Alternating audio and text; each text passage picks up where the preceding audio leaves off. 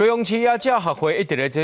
咧美容做这野莲鸟的保育工作，这2年佫有做这野莲鸟白卡款野象观察，拢总有18只的这白卡款野象野莲鸟，其中有1只呢，最近互发现讲，竟然飞100多公里飞过中央山脉去到花莲，这实在是真罕见，也是互观察这野莲鸟当中对西部飞到东部的头一个。 相片内底这只编号40的野莲鸟是去年12月13，高雄市野鸟学会伫咧野莲鸟的美容生态地白卡款野象的鸟啊。野鸟学会这2年拢总有记录18只野莲鸟，其中有大部分拢是留伫美容的附近生活。想袂到有1只飞过中央山脉，飞100多公里去到花莲。第1月16号，花莲当地鸟友发现，鸟友看到这只野莲鸟有白卡款，感觉奇怪，翕相坑面找分享。因为即马网络太方便啊。 我就囥伫网络顶管问人，结果人家讲对高雄美拢飞过来，我嘛惊着安尼。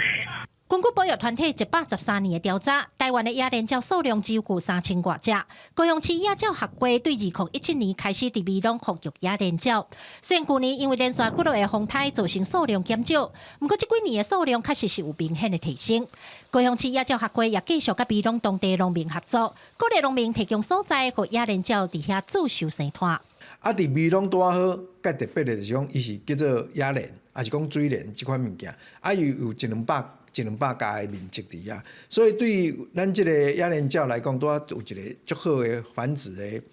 甲觅食的环境，但是伊繁殖的面积无够大，所以阮就希望讲会使甲遮个农民合作，所以今年有10收伫这个野莲田内底吼，有伫遐生团生囝出来。 高雄市野鸟学会表示，野莲鸟的体型无大，足够飞。不过，因嘛捌看过野莲鸟飞遐尼远的，对西部飞到东部去。即卖因也开始甲花莲迄边的农民也是业者来合作，互花莲遐会当有一个适合野莲鸟的生态地，互野莲鸟愈传愈多。记者柯家如、邱朝阳高雄采访报道。